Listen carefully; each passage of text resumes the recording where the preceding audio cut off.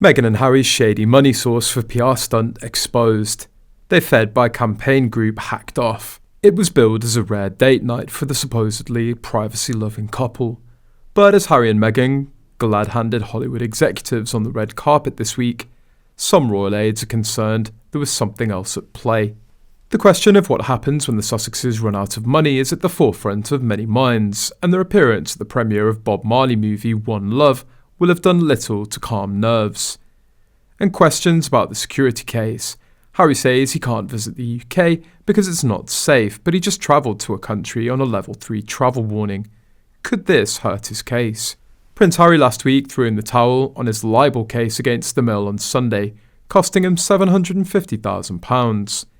He claimed to be slaying dragons after he celebrated victory in a phone hacking case against Mirror Group newspapers. But according to The Spectator magazine, these cases are largely funded by former F1 Supremo Max Mosley's legacy money via anti-press campaign group Hacked Off. Harry's also fighting in the High Court against the Home Office in a bid to get security protection when he's in the UK, despite no longer being a working royal. As well as expecting taxpayers to pay for his protection, Harry's also moaned that he was literally cut off financially by the royal family. Honestly, this almost feeds into the theory that there are darker forces behind all of this, like foreign government sources. If they're picking up the tab for his failed lawsuits, 9 times out of 10 there's much more going on than meets the eye. This is certainly an interesting thing if true, and it just shows how Harry's an absolute fool. Hacked Off for a political group.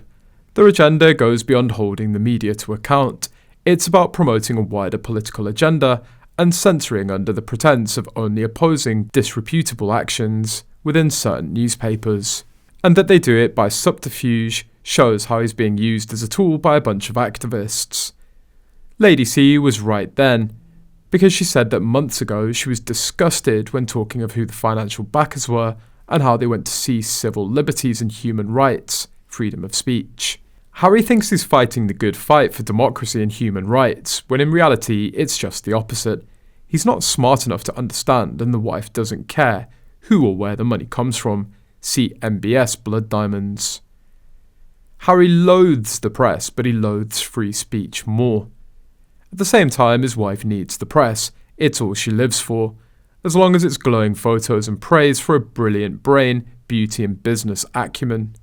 The Harkles want the IPP so they can't be sued and can get privileged intel freely. They want IPP so they're immune to prosecution. There's much questionable financial business going on with the grifters. They want kept private and untouched by the courts.